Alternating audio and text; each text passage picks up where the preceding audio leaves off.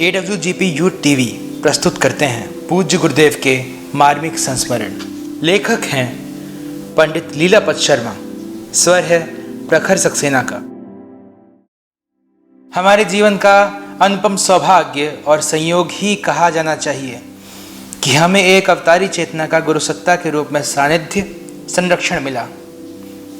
परम पूज्य गुरुदेव के दृश्य जीवन के पटाक्षेप के बाद कई परिजनों ने हमसे आग्रह किया कि पूज्यवर के जीवन तथा अपने जीवन के उन महत्वपूर्ण प्रेरणा प्रसंगों को उजागर करें जिनसे जन जन भी शिक्षण पाकर लोक सेवा के प्रगति पथ पर अग्रसर हो सके, सबकी जिज्ञासाएं पूर्ण हों। परम पूज्य गुरुदेव की लिखी पुस्तक हमारी वसीयत और विरासत आज जिज्ञासुओं के लिए प्रकाश स्तंभ का कार्य कर रही है। पूज्यवर ने जो उपलब्धियां पाई उसके पीछे कितनी तप तितिक्षा और परिश्रम किया है, यह जानने समझने के लिए वह पुस्तक समीचीन है। परंतु उनके साथ रहने पर हम अनुचरों ने जो कुछ सीखा, जिस जिस रूप में उनको देखा, उसे जानने की उत्सुकता हर परिजन में दिखाई दे रही है। परिजनों का आग्रह हम लंबे समय से टालते रहे हैं। आखिरकार हम उन जीवन सूत्रों को प्रकट कर देना ही चाहते हैं जिनके बलबूते हम आज इस स्थिति में हैं। प्रज्ञावतार हमारे गुरुदेव नामक पुस्तक में हमने पूज्यवर के जीवन वृत्त से जुड़े प्रसंगों को लिखा है, परंतु वे प्रसंग पूज्यवर के सानिध्य में हमारे साथ घटित हुए। वे प्रेरणाप्रद प्रसंग इस पुस्तक में आप पढ़ेंगे और जानेंगे कि पग पग पर किन किन परिस्थितियों में कैसा जीवन जीना पड़ा और अपने आचरण से क्या क्या उपदेश उन्होंने दिए। अपने अनगढ़ जीवन को परम पूज्य गुरुदेव के चरणों में समर्पित कर जो सीखा और पाया, जीवन को सुघड़ बनाया। इस लंबी जीवन यात्रा के संस्मरणों से भरी पूरी यह पुस्तक लोक सेवा के पथ के हर राही को दिशा देगी, ऐसा हमारा मानना है। सुग्रीव के सेवक के रूप में बाली के भय से ऋष्यमुख पर्वत पर निवास कर रहे हनुमान जी ने अपनी चातुर्य बुद्धि से भगवान राम को पहचान लिया था। वैसे ही हमने भी परम पूज्य गुरुदेव को श्री राम के रूप में पहचाना और तब से राम काज कीन्हे बिना मोह कहाँ विश्राम की भावना से कर्म क्षेत्र में सारा जीवन समर्पित है। पूज्य गुरुदेव के प्रथम दर्शन। डबरा में गायत्री परिवार के प्रमुख कार्यकर्ता श्री द्वारिका प्रसाद बड़ेरिया थे। बाद में उनका नाम गुरुदेव ने द्वारिका प्रसाद चैतन्य जी रखा था, जिन्हें हम सभी अब चैतन्य जी के नाम से जानते हैं। वह हमको डबरा में गुरुदेव का साहित्य दे गए। साहित्य को हमने पढ़ा। उस साहित्य का हम पर इतना प्रभाव पड़ा कि हम नित्य प्रतिदिन उस साहित्य को जब तक पढ़ते नहीं थे, हमको बड़ी बेचैनी रहती थी। हम समझने लगे कि ऐसा साहित्य जिस व्यक्ति ने लिखा है, ऐसा लेखक आज तक हमारी नज़र में नहीं आया, क्योंकि हमें पुस्तक पढ़ने का शौक था। सबसे पहले साहित्य का प्रभाव पड़ा। तब तक हमने गुरुदेव के दर्शन नहीं किए थे। सिर्फ साहित्य पढ़कर हम गुरुदेव से बहुत प्रभावित थे। श्री द्वारिका प्रसाद चैतन्य जो भी नई पुस्तकें छप कर जाती थीं, हमको दे जाते थे। एक दिन उन्होंने कहा कि हमारे गुरुदेव आ रहे हैं, हम पंचकुंडी यज्ञ भी कर रहे हैं। हमने कहा हमारे लायक कोई सेवा हो तो बतलावे। हमारा भी मन है कि ऐसे महापुरुष के दर्शन करना चाहिए। चैतन्य जी ने एक छोटी पोटली मेरी तरफ करते हुए कहा, इसमें हमारी धर्मपत्नी के जेवर हैं, इनको बेचकर कुछ रुपए मिल जाएंगे और कुछ धन की व्यवस्था आप कर दें तो यज्ञ कार्य में मदद मिल सकती है। हम उस समय डबरा में मिल उद्योग एसोसिएशन के प्रेसिडेंट थे। हमने उनसे कहा कि इतना धन चाहिए। उस समय चैतन्य जी करीब 20-21 वर्ष के लड़के ही थे। 500 रुपए की मदद कर दें तो हमारा काम चल जाएगा, कुछ प्रयत्न हम करेंगे। हमने कहा 500 रुपए में 5 कुंडी यज्ञ कैसे होगा। खैर, हमने 500 रुपए मिल से दिलवा दिए और मिल उद्योग के सेक्रेटरी को बुलाकर चैतन्य जी के साथ मिल वालों के पास भेज दिया। उस दिन करीब 3100 रुपए मिल वालों के सहयोग से प्राप्त हो गए। जब चैतन्य जी आए तो हमसे कहा हमारी सारी समस्या का हल हो गया है।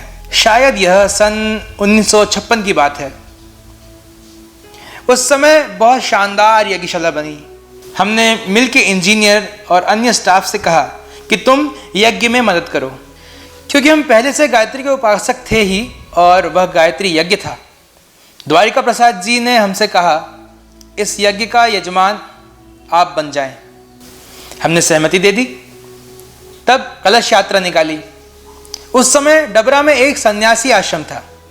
सन्यासी जी के पास हम नित्य प्रति जाते थे। चैतन्य जी से हमने कलश यात्रा की रूपरेखा समझी, क्योंकि उनने हमें भी यात्रा में चलने को कहा था। जल यात्रा बड़ी शानदार निकली। जब सन्यासी आश्रम पर यात्रा पहुंच गई, तब चैतन्य जी ने हमसे कहा, अब आपको 10 स्नान करने हैं। हमने कहा, आपकी जैसी व्यवस्था हो वैसा करो। वहां पर हमको 10 स्नान कराए गए। कलशों का पूजन बहनों से कराया गया। विधि विधान से कार्य हुआ। उसका हम पर बड़ा असर पड़ा। वहां से कीर्तन करते हुए निकले तो बड़ा लंबा जुलूस बन गया। यज्ञशाला पर आए, वहां कलशों का पूजन करके उनको यज्ञशाला में रखा गया। प्रसाद वितरण हुआ और यज्ञ के कार्यक्रम की रूपरेखा बनाई गई। उस दिन का कार्यक्रम समाप्त हुआ। उस दिन जनता गाड़ी से गुरुदेव आने वाले थे। हम भी अपने मिल वाले साथियों के साथ गुरुदेव को लेने स्टेशन पहुंचे थे। गाड़ी आने से आधा घंटे पहले सभी स्टेशन पर पहुंच गए। गाड़ी प्लेटफॉर्म पर आई।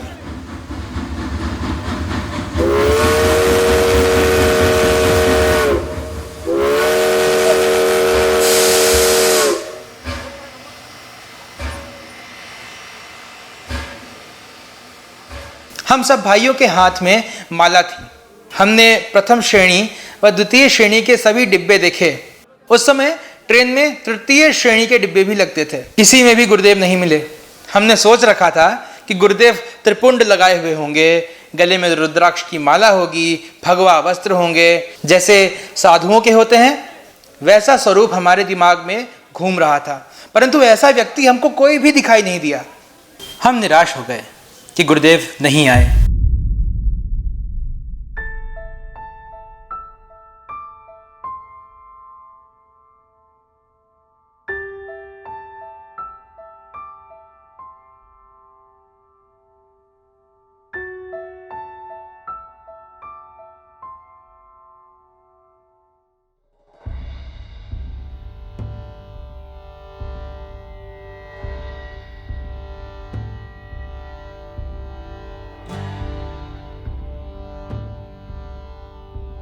गाड़ी के सबसे पीछे के तृतीय श्रेणी के डिब्बे से उतरकर हाथ में टीन का बक्सा बगल में बिस्तर लिए हुए एक भद्र पुरुष चले आ रहे थे।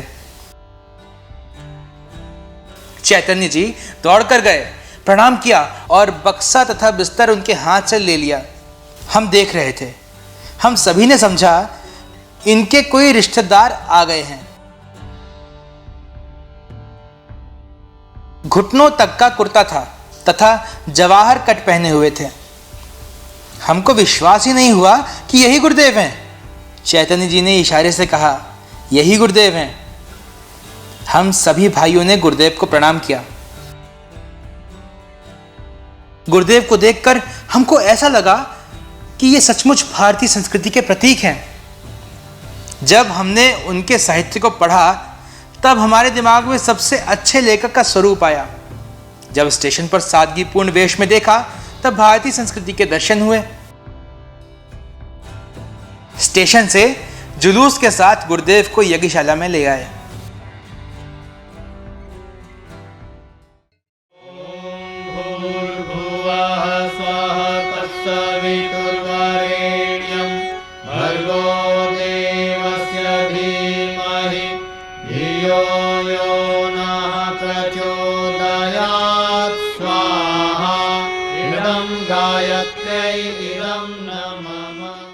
दिन में यज्ञ का कार्यक्रम चलता था। शाम को गुरुदेव के प्रवचन होते थे।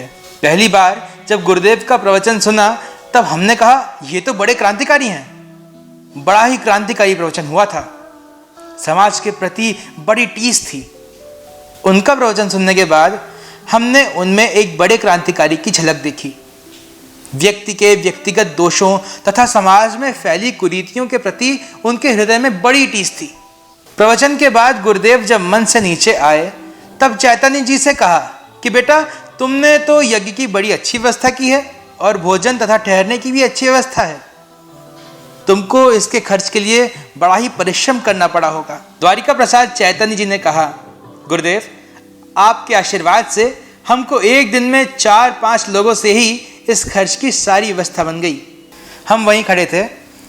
चैतन्य जी ने हमारी तरफ इशारा करके कहा, ये पंडित हैं, यह मिल उद्योग एसोसिएशन के प्रेसिडेंट हैं। इनसे हम मिले थे और इन्होंने 4-5 घंटे में 3100 रुपये मिल वालों से फ़ोन करके दिलवा दिए थे। उस समय 3100 रुपये की बहुत कीमत थी, उसमें अच्छी व्यवस्था हो गई। गुरुदेव ने हमारी तरफ देखा, थोड़ी देर बाद भी की थी। हम वापस मिल पर चले गए। सुबह द्वारिका प्रसाद जी को लेकर गुरुदेव हमारे पास मिल पर पैदल पहुँचे। गुरुदेव ने हमको अपने पास बिठाया और बच्चों की पढ़ाई के बारे में पूछा, लड़की की बाबत पूछा। हमने कहा, बड़ी लड़की की शादी हो गई है, दोनों छोटे लड़के पढ़ रहे हैं।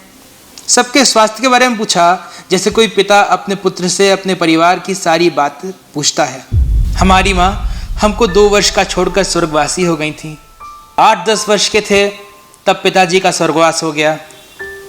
हम अपने माता पिता की इकलौती संतान थे। हमने अपने जीवन से जुड़ी लगभग सारी घटनाएं उनको बताईं। काफ़ी देर तक बातचीत चलती रही। हमको ऐसा लगा कि गुरुदेव से हमारे पूर्व जन्म के संबंध हैं और हमारे पास हमारे पिताजी आए हैं। धर्म पत्नी को बुलाया, उससे स्वास्थ्य की चर्चा की, सब बात पूछी। हमसे उन्होंने आत्मीयता भरी बातें की।